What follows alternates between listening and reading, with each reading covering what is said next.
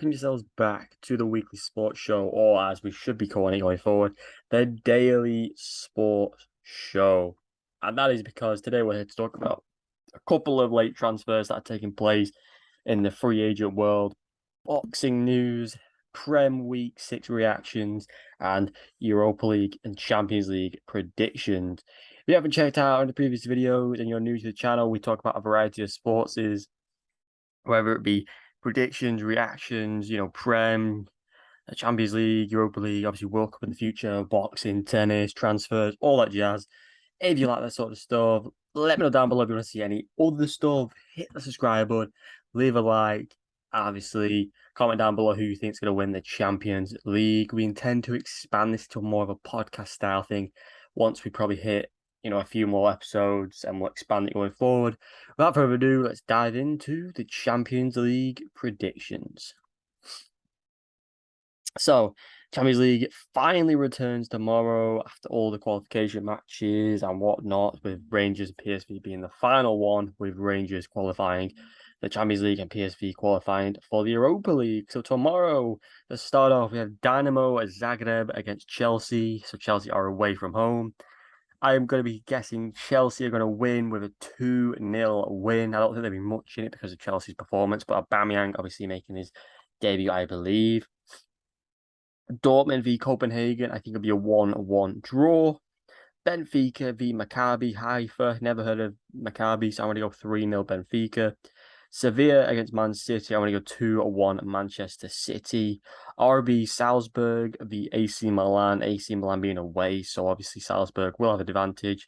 But I still think Milan are a much better team. Got to go 3-1. Celtic v Real Madrid 4-0. RB Leipzig v Shakhtar 2-2. I think they're both good teams. Both have solid foundations in their respective leagues. I think there'll be a good game. PSG v Juventus. I think PSG and Juventus will be a draw as well. And I think I'm going to go with 2-2 as well on there. And then following on to Wednesday, we have Ajax v Rangers. I'm going to go with 2. You know what? No, Celtic v Rangers by a lot. Ajax, I'm going to go 2-0 to Ajax. Frankfurt v Sporting Lisbon, going to go 0-0. Just don't think it's going to be much in that. Inter Milan v Bayern Munich, I'm going to go 3-2 Bayern. Barcelona v Victoria Plaza, I'm going to go 4-1. Barcelona picking up the victory. Napoli v Liverpool, I'm going to go 2-1 Napoli. Atletico Madrid v Porto, going to go 3-0 Atletico. Tottenham v Marseille, going to go 1-0 Tottenham. And then Club Bruges against Leverkusen, I'm going to go 2-1 Leverkusen. So, a lot of those games are pretty straightforward. It's when we sort of started to get into our other games, like Liverpool, Ajax, your Bayern, Barcelona's. There'll be a couple of tough games. Obviously, not all of them will be accurate, but they are my predictions for this week. Now, Europa League predictions, obviously, for Thursday and... okay, they're all just Thursday. We start off with PSV v Bodo Glimt. I'm going to go PSV 2-0.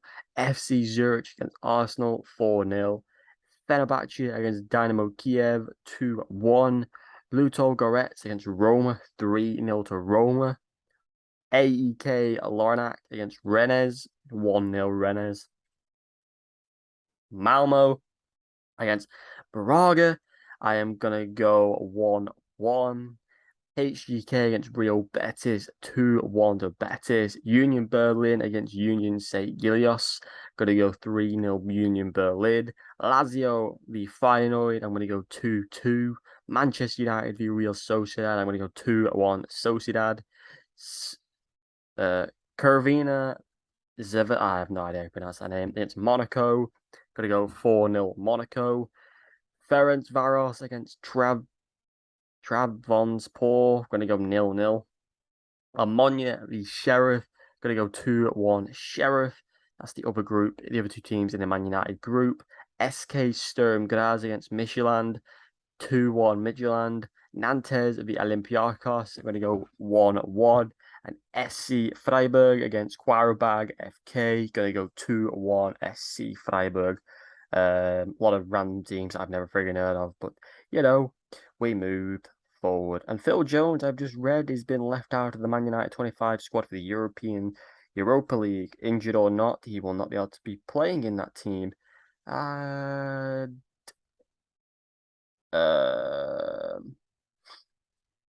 the Man United actually traveling squad has come out. So let's see who has traveled. Well, who will be traveling for the Europa League game? Let's have a look.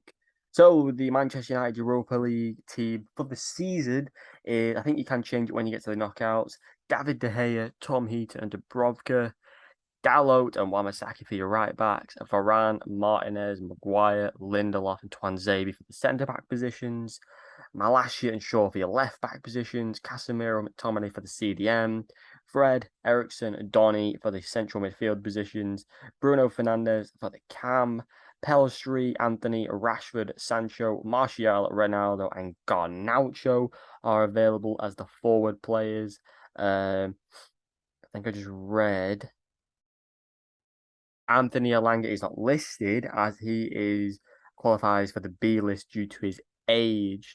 It's obviously huge for Tuanzebe and Pellistri to be called up, even though they're currently injured. No Phil Jones, no Brandon Williams available due to injuries as well. And obviously, I don't think he finds them good enough.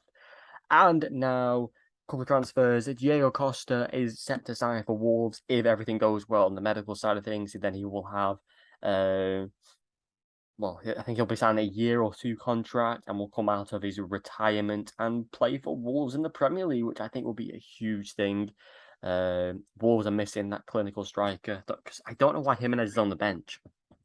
I obviously can't and don't follow every team, so unless he's got a serious injury, I'm not entirely sure why he's not playing. Ross Barkley has signed for Nice in France, which is a huge signing on a free. You know, he's not the greatest player ever, but he's a good player. What he did for Everton was great. He did bits for Chelsea, but he just the wrong signing. I think he joined Ramsey there as well, which is great. You know, two great midfielders who could play well together. Actually, I haven't really checked if he's been playing all that often. Ramsey. Yeah, Ramsey is playing in that midfield with Thuram. And they got Nicolas Pepe as well. They've got Jesus, they got Casper Schmeichel, they got Dante. Yeah, they've got some decent players, and bringing Thingy into the mix, Barkley will just add that little bit of extra. They won't obviously win any titles or anything, but still a huge thing. And now we're gonna dive into the Premier League match reactions. I was reacting to the Man United game yesterday, which ended 3-1 to my amazing team. So let's start from yesterday, working our way back. Brighton absolutely decimate Leicester. Even with a goal disallowed, they won 5-2. And I think Brendan Rodgers is on borrowed time. He just needs to go. You know, when you think of Scott Parker being sacked, Gerrard and Lampard may be getting sacked within the next season or so. Rodgers needs to be on that list because he's just not good enough. But Graham Potter is fantastic and will be the next England manager, I think.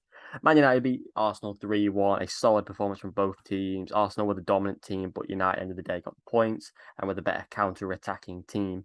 Everton and Liverpool draw, Liverpool dropping more points, and Everton giving Lampard more time in the job. Forest went 2-0 up to lose 3-2 to Bournemouth. These two teams will be definitely the two to go down. It's like a bad team against a bad team. Who is the worst of the worst? Who knows? Wolves beat Southampton 1-0, which is obviously a huge win for Wolves. Southampton, it's a very complex place to be in. They lose to United, they beat Chelsea, then they lose to Wolves. What is going on? Newcastle dropped points, and so did Palace. Patrick Vieira is having a great season, and so is Eddie Howe. Both doing great things with these two teams, and it's obviously a solid counteractive team. Spurs beat Fulham after a brilliant goal from Mitrovic in a 2-1 battle, which ends with Mr. Richarlison scoring the winner. So that's absolutely brilliant. Chelsea, obviously, there was a lot of controversy with a lot of VAR, but I'm not going to go into that because I can't be bothered. Because we'll be here all day going, is that right? Is this right? You know, I think the Martinelli goal should have stood very soft on Ericsson. The Newcastle goal was the Newcastle issue and Palace should have won. Chelsea clearly didn't stand on Mendy, so therefore the 2-2 equaliser on West Ham should have stood. And I think I've not seen the Villa one, but I believe Coutinho should have got a win and the whistle was blown too soon, something like that. So yeah, Chelsea won 2-1, not justifiable. West Ham played well, but Moyes needs to be able to have that consistency to hold these leads. Brentford absolutely decimate Leeds 5-2, and then Villa get a huge victory. Huge result, sorry. A 1-1 draw against City with Haaland scoring his 10th goal of the Premier League in 6 games. Absolutely incredible from him. And obviously, the table at the moment is Arsenal 15 out of 18 points, City 14 out of 18, Tottenham 14 out of 18, Brighton 13 out of 18, and then United 12 out of 18, with Chelsea, Liverpool, Brentford, Leeds, and Fulham filling out the rest of the top 10, with Leicester at the bottom with 1. Going to be a long season, going to be a huge season, but Arsenal are still the team to beat. I still think they're going to be top 4 easy. They just got the head off the ball yesterday. They brought 3 players on, which literally ruined the flow, and they conceded about a minute after that. So you just got to look at things like that and think, did Arteta make the good choice? No. Could he have done better? Yes. And I'm just looking at the other league tables now in the Fantasy League, Premier League. Manchester United 12th in the Premier League 2, not winning any games, drawing 3 and losing 2. Arsenal top of that league as well. And in the under-18s, Arsenal are 5th in the second division. Jesus. Man United are 8th. So we're doing pretty average in every single division. But yeah, that is all the football news that I wanted to talk about today. The final thing is, if you have not seen, Tyson Fury has called out Anthony Joshua and said he would like to fight him in the next coming months. If he says no, obviously he would move on to someone else and therefore announce a new fighter, which I think would probably be Usyk. Wilder obviously still wants to be in that mix, but I'm pretty sure it'll be Fury. I think Joshua will probably just focus on no belt fights, and it will be Fury v Usyk. But I'm guessing we're gonna have to wait and see ultimately. But a huge thing for him to go on Instagram, make a video with the belts, calling him out, and to say let's fight and make this a thing. So do you think Fury versus Joshua will happen? I personally don't, because I think Joshua should just go and fight a few other random people and get his confidence back, and then maybe return to Fury in the future. What do you think about Diego Costa signing for Wolves? And do you think it will officially go through? And what are your thoughts about Champions League? Who is your team against this week? Do you think they'll win? And who, like I said at the start, do you think will win the Champions League? My thoughts is Madrid's going to win the Champions League. Arsenal, I think, will win the Europa League. And yeah, I think Ross Barkley is an absolute steal for Nice, especially joining the likes of players I told you of Ramsey, Schmeichel, Dante, and Nicolas Pepe. So anyway, until next time, I will be doing my reactions later this week, my predictions for the Premier League, of course. Stay tuned for all that goodness, and stay tuned for more content like my Cobra Kai reviews coming into the week and podcasts and all that stuff. Until next time, goodbye.